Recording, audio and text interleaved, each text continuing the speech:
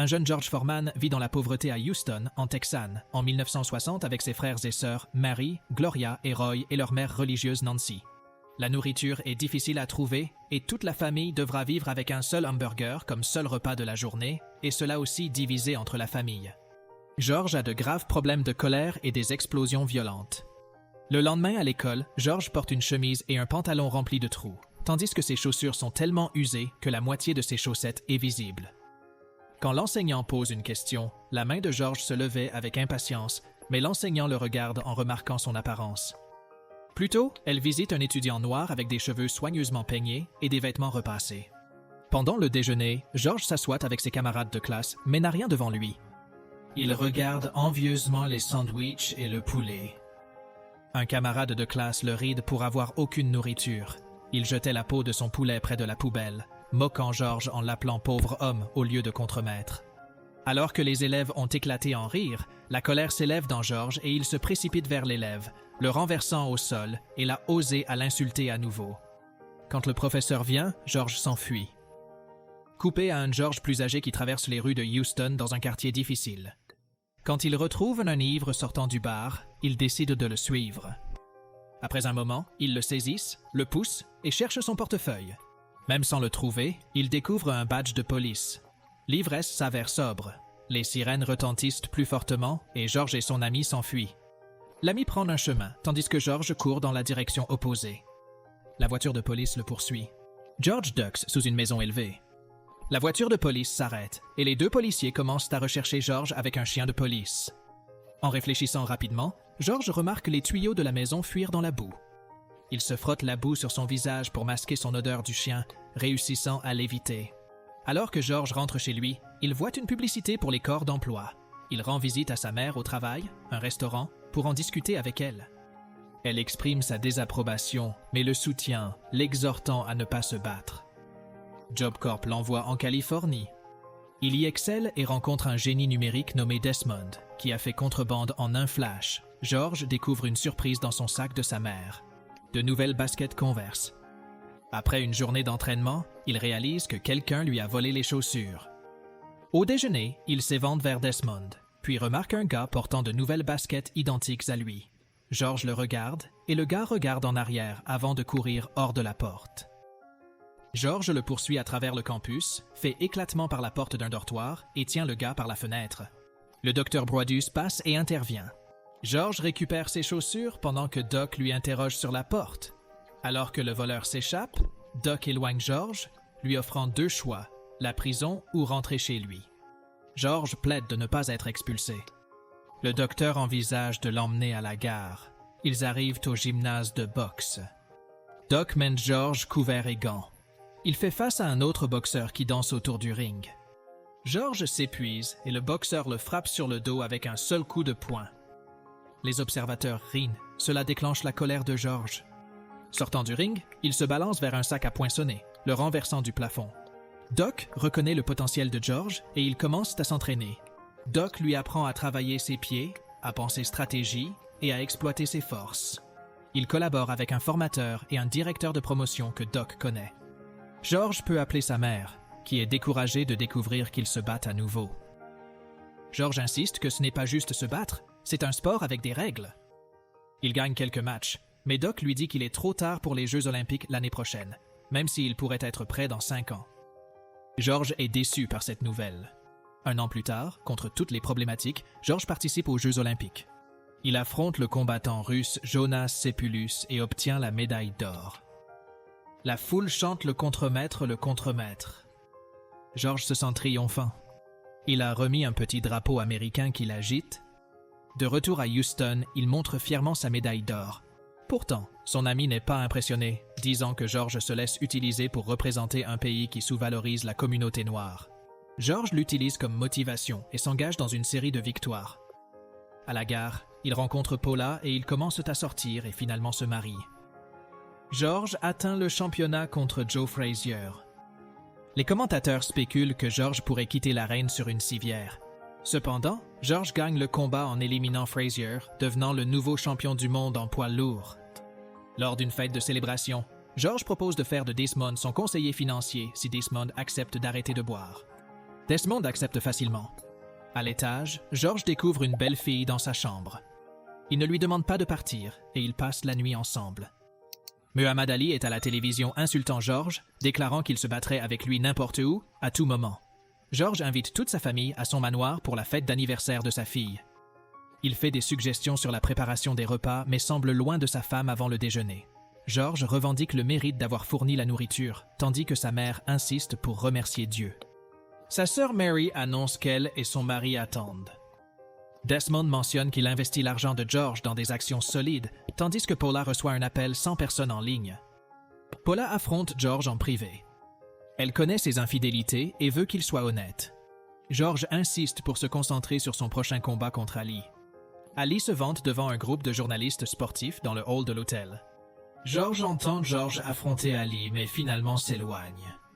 Un spectateur suggère que George pourrait mettre Ali dans la morgue pendant la bataille. La stratégie d'Ali consiste à s'appuyer contre la corde et à absorber des coups de poing, ce qui épuisera l'énergie de George. Ronde après ronde, George devient de plus en plus épuisé, tandis que Ali continue de le moquer tout au long du match. Finalement, Ali frappe un George fatigué, le mettant KO pour la victoire dans ce combat. George parle au téléphone avec sa fille, tandis que Paula insiste pour qu'il signe les papiers du divorce. Nancy tente de consoler George, ne comprenant pas pourquoi il a licencié son entraîneur et promoteur. George exprime sa frustration face aux tactiques d'Ali qui ont assuré sa victoire.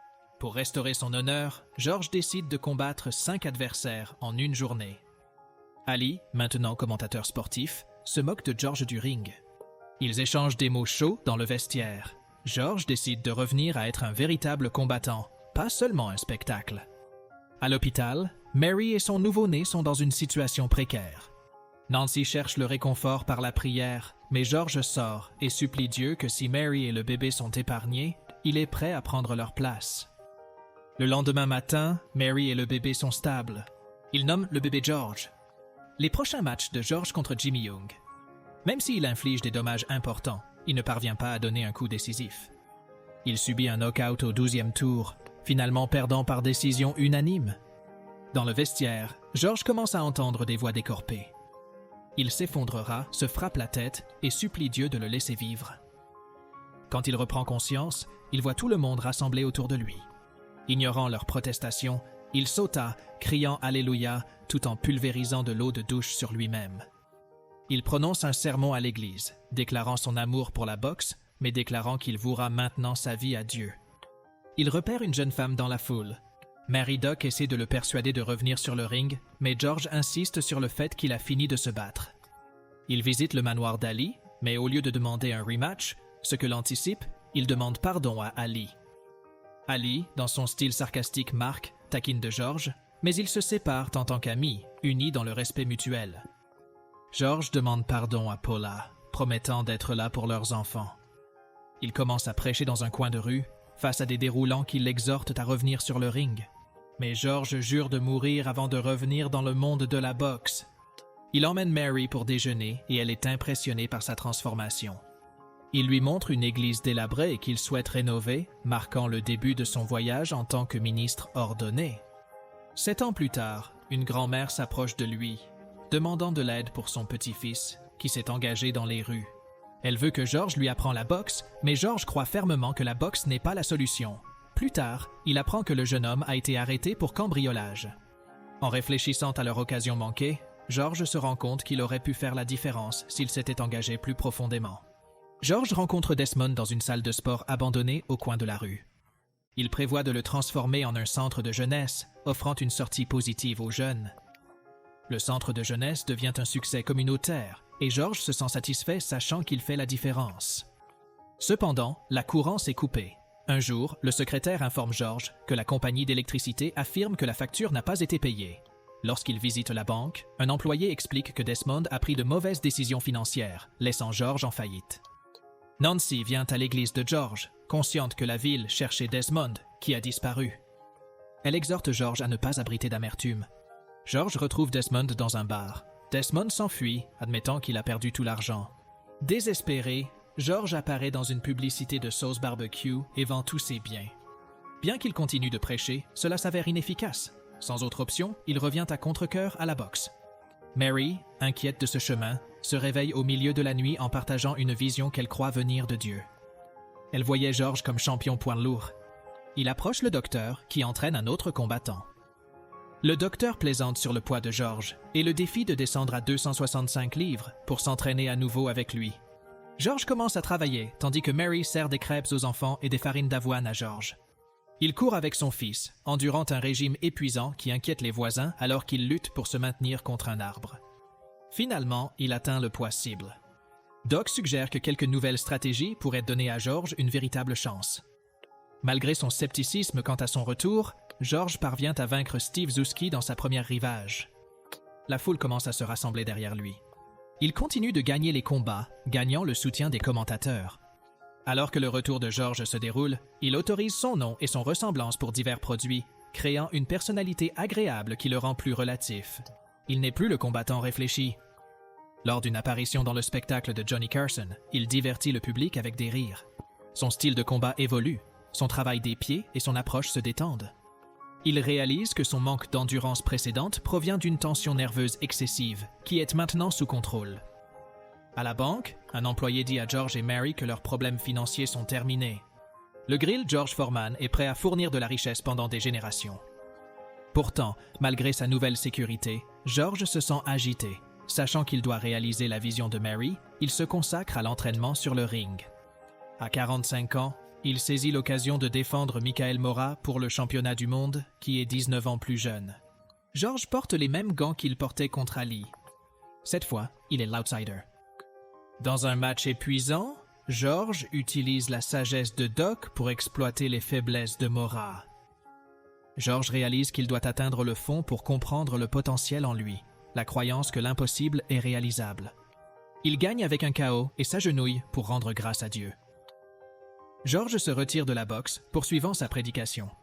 Le centre jeunesse est sécurisé grâce aux 187 millions de dollars gagnés en vendant les droits du grill George Foreman. Il nomme tous ses fils George Foreman, en indiquant que si l'un d'eux tombe, ils tombent tous, et si l'un d'eux se lève, ils se lèvent tous. Le film se termine ici. Nous espérons que vous avez apprécié notre vidéo. Regardez les prochaines résumés à l'écran et abonnez-vous pour des contenus plus incroyables.